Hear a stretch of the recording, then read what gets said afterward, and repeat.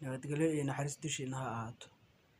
Haddii aad rabtid markaad dhimatid kadib Facebook-gaaga in hawada laga saaro oo aan cidna arag profile-kaaga, comment-gaaga, post-yadaada iyo wax walba oo reaction oo aad samaysay in la qariyo, waa inaad tillaabooyinka soo socda madhaa FB-gaaga soo furo. waxaad tegaysaa saddexda calaamadood geeska ah,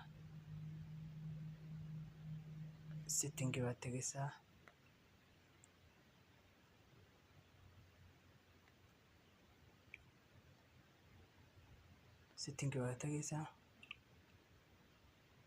personal and account information meesha ku qoran tahay aad ku dhufanaysaa, account ownership and control baa ku dhufanaysaa.